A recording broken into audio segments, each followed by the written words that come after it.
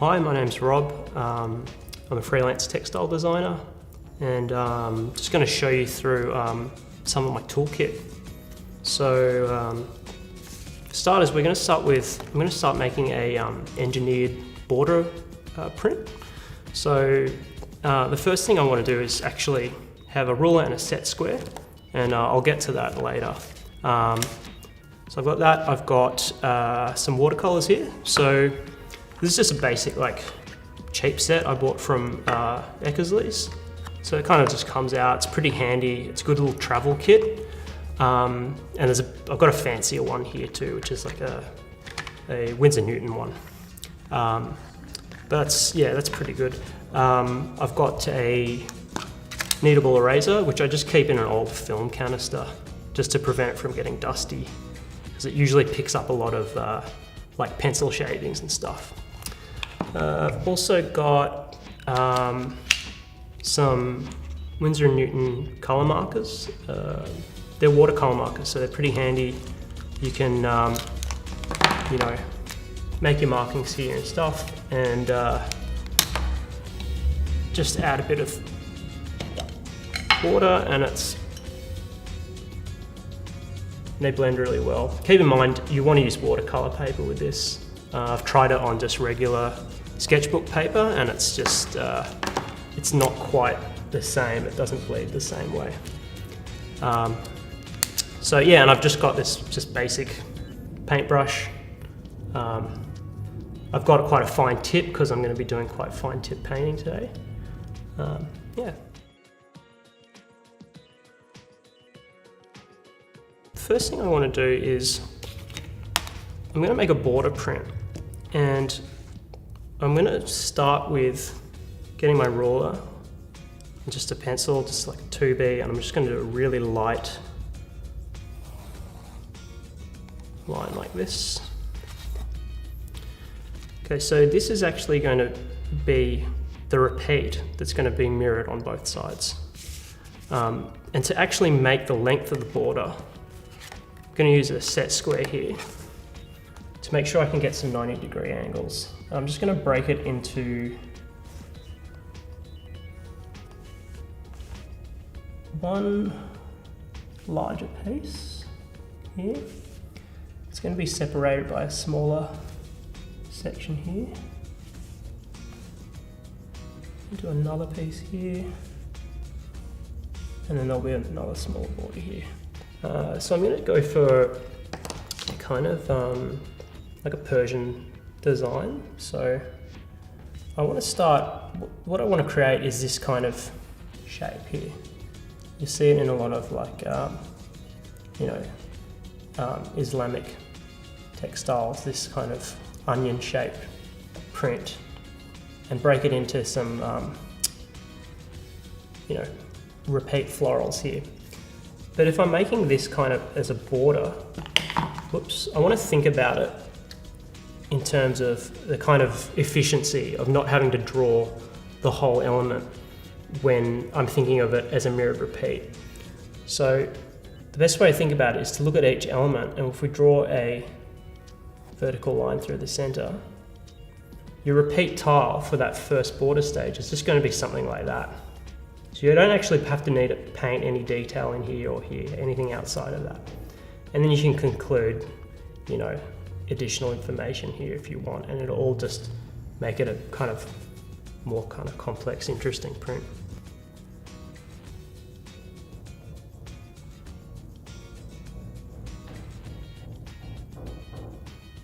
Just going to put some kind of embellishments on it like that. You can draw the full thing if you want as a guide, but you don't have to be too detailed. I'm going to go over this with pen later anyway, so.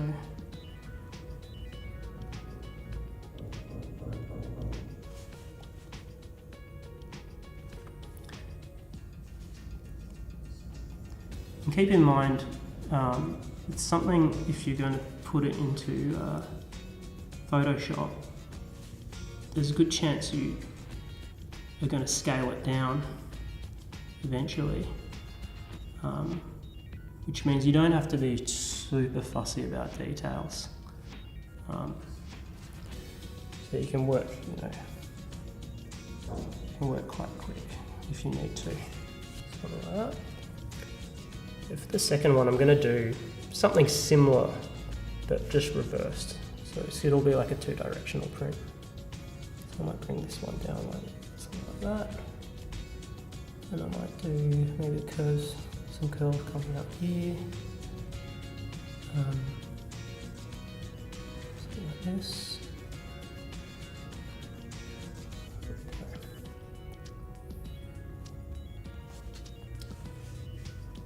And similar here.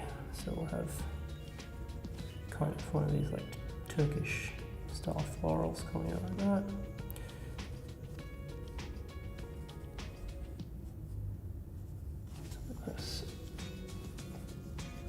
For this border, I might actually put maybe, a diamond shape here. So again, I'm just going to be measuring the halves here. So it's good to, anytime you're going along this repeat line, you want to draw your element that's been split in half.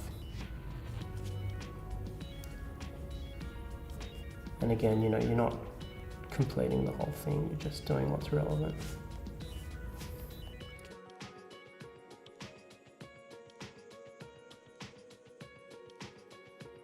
I'm just going to get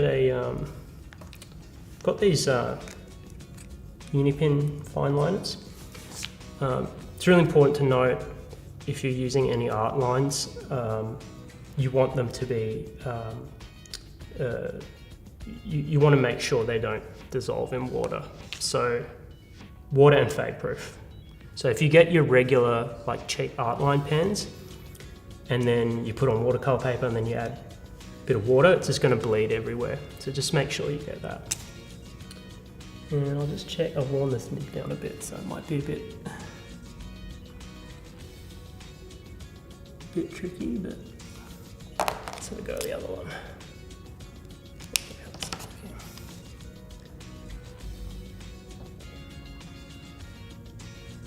So I'm just doing it really fine. Keep in mind when you are actually, these are going to digital printing, the fine line can have some trouble showing up depending on the print style. But here I'm just using it as just kind of blocking out the shapes that I'm going to use, which I'm going to fill with watercolor later. Okay. I'm just going to clean it up now. What I might do first, before I clean up my pencil, is I'm just going to make a little pen mark here and here. And that'll help me when I go into Photoshop. I can put my guides in here.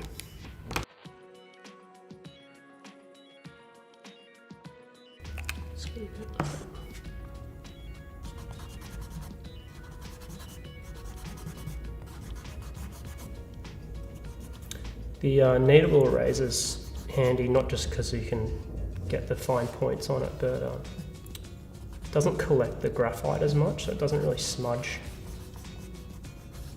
your pencil as much as a regular eraser. Okay.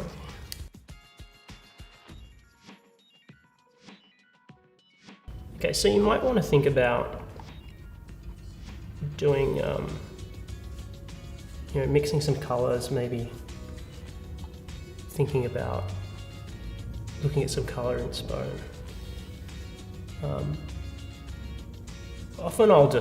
Sometimes I'll just wing it and I can edit the colors later in Photoshop.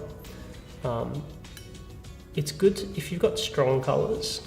It's good to start with. If you've got bold colors, it's easier to go and desaturate them later in Photoshop. If you've got like strong blues and these like strong reds,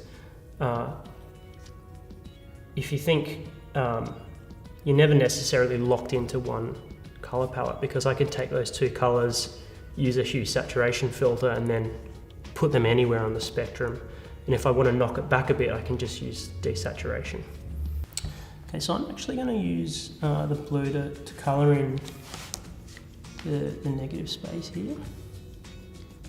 And it's okay to go way outside the top line here because I'm actually going to crop it.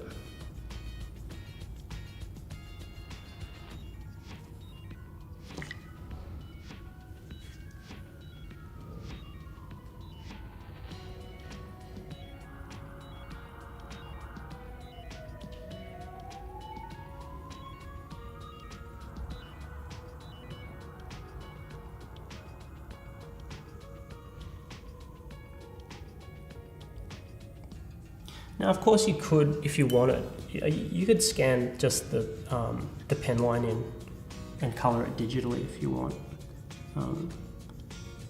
If you do go down that path, you can have the advantage of having really clean colour separation in your file.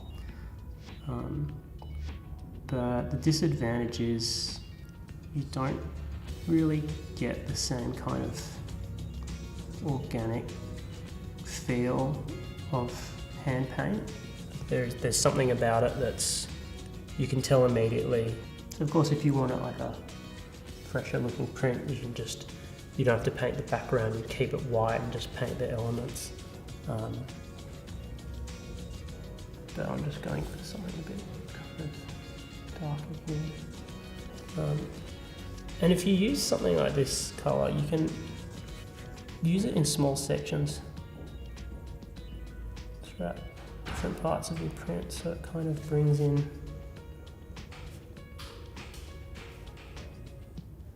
kind of a sense that it's like kind of continuing through. Maybe it just feels a bit more tonally balanced now.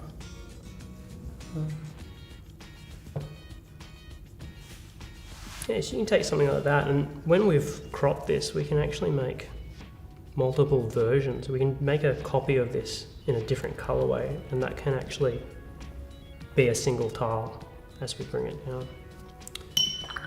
So yeah, that's just like kind of the first stage of building the elements of a border print.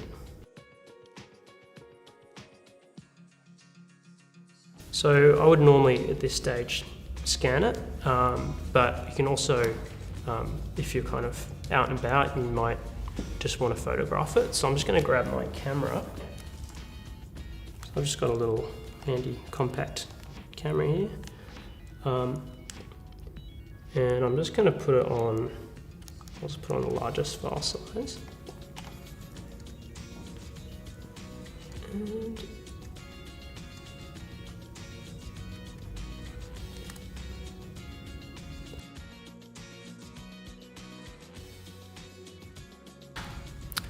okay, so I've opened up my photograph into Photoshop and it's looking a little bit dark, so I'm just going to brighten it a little bit.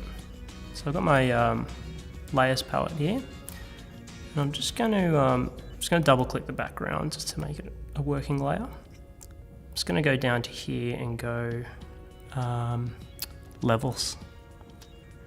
I'm just going to just bring them up a little bit here, so it's a bit nicer. Okay, and I'm just going to hold down Shift, select both of those, and then just go merge. So I can merge that. Now, the first thing I want to do is actually just crop this section out. But you'll see how when I've put it in, it's actually on a bit of an angle. If I go to View Rulers, see these rulers appear. I can actually bring guides in over here. And you'll notice if I align that top one, this one down the bottom here, it's not quite right. So what I'm going to do is I'll just go hide. I'll just clear those guides for a minute. To actually align it perfectly, I can go over here to my my eyedropper. If I hold down the eyedropper tool, I get this ruler tool. I can select this point and go right back to this point. And if I go to up here, go image rotation, arbitrary, it puts in the angle here where I can actually just go okay, and it'll actually fix that. So when I bring the guide in again, you'll see it's now perfectly aligned. I can do the same over here. So whoop, I'll just go Command Z to bump that one a bit. I like to zoom in a bit actually to get in a bit closer. So I'm just using the scrubby zoom there. Okay, so here I'm just going to go to now my rectangular marquee, and I'm just going to pull out just maybe something like that. I'm just going to hit Command or Control J, and you'll see here that's just copied the selection onto a new layer. So if I turn that off, you get that. So I can hide those guides now, so I can go, I can just clear them actually, so I don't need them anymore.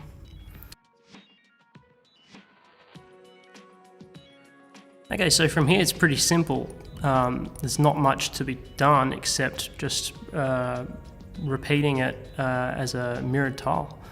So if I hold down Alt and Shift, I can drag a copy across here like this. And if I Command or Control T, it brings up my transform controls, which means I can now right click and flip horizontal, enter to apply, holding down Shift again, bringing it in close. And once it's met like that, I can select both layers, Command E, and that will merge them. And what I'll do is I'll Command T again, I'll make it a bit smaller so we can see as we fill it across. I'm going to hit Command E each time. And then Alt, Shift, drag again. You'll see there might be a line that appears there, but if you zoom it disappears. Don't need to worry about that. It's just a screen thing. And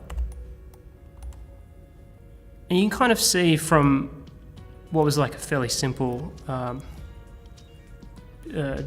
drawing on paper, the more you repeat it like this, so Command T again, I'm just going to bring it in, you get kind of interesting looking tiles like that.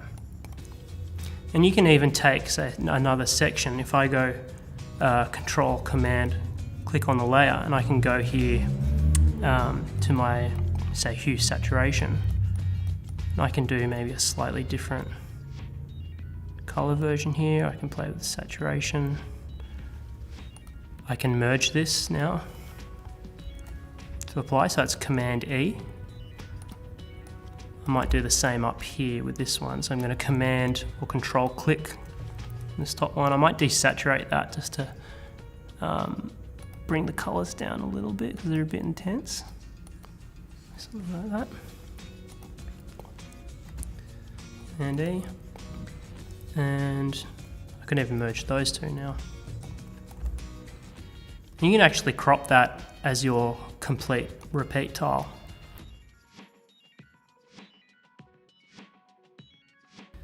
You can also do some interesting things if you want to create some interesting patchwork prints.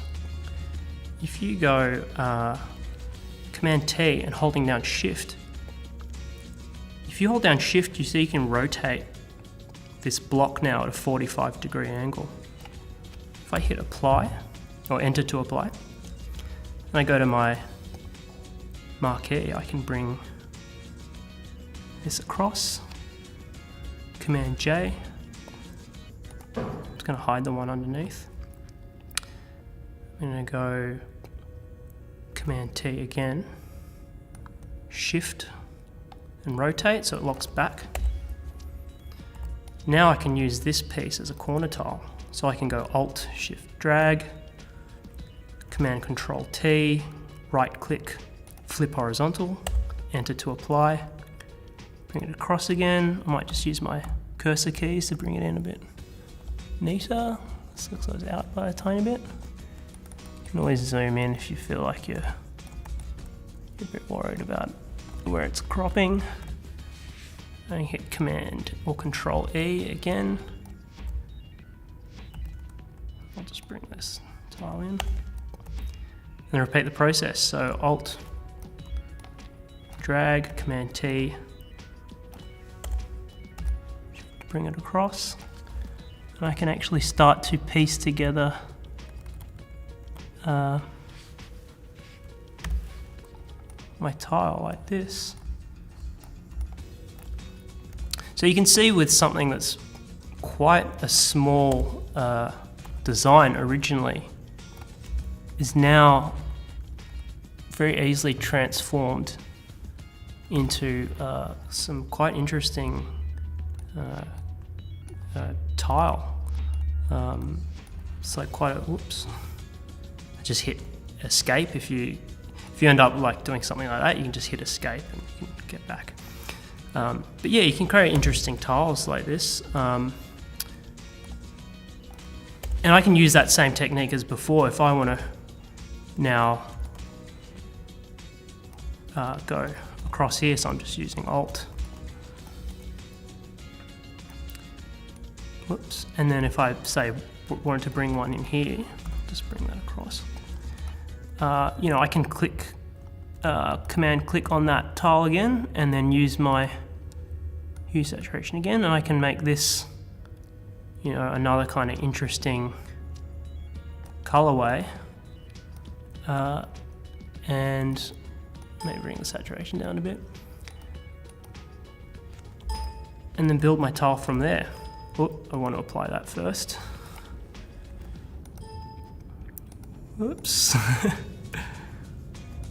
So, and E to merge. Yeah, so you can see that's just from a very simple illustration at the beginning that we've tiled as a border, and then I've now created a new kind of square, like a scarf tile from it. So yeah, and then to get the repeat there, you would just, all you'd need to do is crop from the center here and the center here again, and then flip it.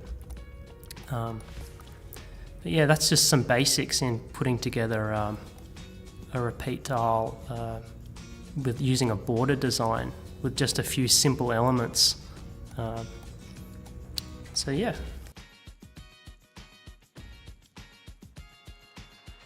Okay, so these are just some headers from my portfolio. So I thought I'd show you some actual printed material. So the same way we did that border, you'll see that like it's really, the original might have been just probably drawn like that. This wasn't painted on paper, this was all like digitally colored, so I'd just done it in a pen, like a fine liner, and then just colored it digitally. But you'll see like I've got multiple borders here, and then a kind of just ran like a repeat up the top, non-border repeat, and then it breaks up and then just continues along. Same with kind of this one. Another one that's just pen and digitally coloured, and I'm just lots of variations of borders here. So it's all stacked on the one piece. Same here, except I've broken it up with a paisley in the middle, and I've tried to make some more interesting compositions here, so it's not just border. So you can see that. This one was actually done entirely with pencil, and the colours were just inverted. So you can see here that's just pencil that's been would colour a whole section and then crop it in different parts. All this white section is just pencil that's been inverted. The black is the paper. Here's just a watercolour tropical floral. You've got, this was originally black ink, inverted again. This one was entirely done in Photoshop, just drawing on a Wacom tablet. So just freehand drawing different elements and pulling them together. These are all small watercolor elements, and then deep etched and then rearranged with a little bit of color manipulation. And this is from actually just a photograph of some plants in my backyard that I deep etched, put some color overlay, and then made a kind of photographic tropical print.